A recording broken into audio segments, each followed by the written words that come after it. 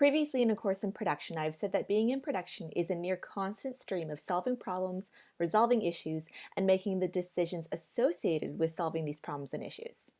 At some point or another in your career in production, you will make or help to make decisions that impact a lot of people to varying degrees of severity. For example, do you give up four of your best animators to help on a test with the hope that their beautiful animation helps sway the client into going with your studio, even if that means putting your own show behind schedule?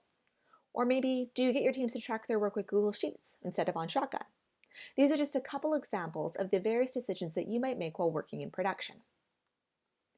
Annie Duke, who is a former champion poker player and now currently a corporate consultant and author behind this book, Thinking in Bets, Making Smarter Decisions When You Don't Have All the Facts, offers the following exercise, which is going to be our thought exercise for today.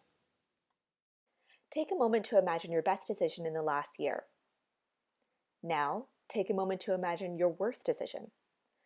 Duke is willing to bet that your best decision preceded a good result and the worst decision preceded a bad result.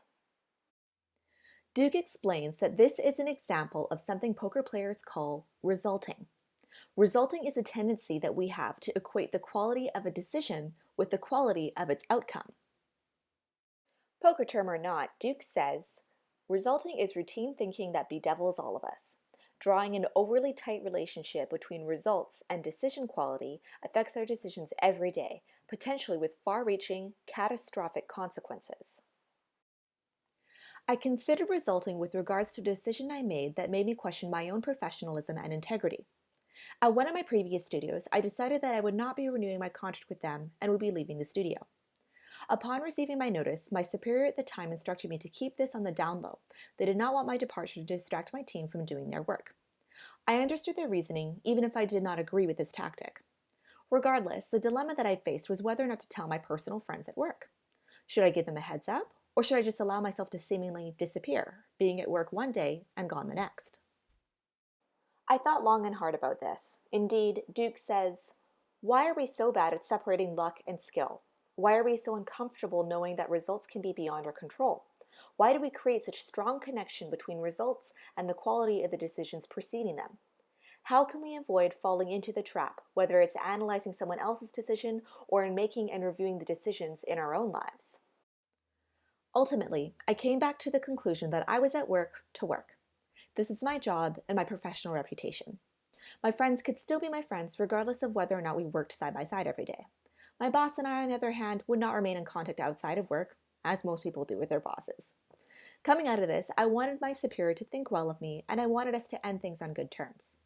I concluded, therefore, that it was best to follow their instructions and to keep quiet about my decision to move on. So, what happened? Some of my friends were indeed very upset and hurt by my perceived secrecy, and we didn't talk for a while. This, of course, was devastating for me, and I cursed myself for making the wrong decision. Later, I came across Thinking in Bets, and reading about the concept of resulting, I found comfort in and learned from Duke's words. Decisions are bets in the future, and they aren't right or wrong based on whether they turn out well in any particular iteration.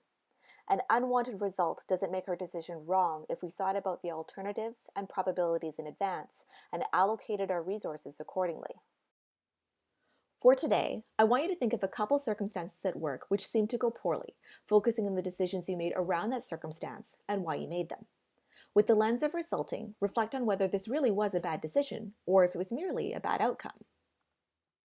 Duke says, when we move away from a world where there are only two opposing and discrete boxes that decisions can be put in, right or wrong, we start living in the continuum between the extremes.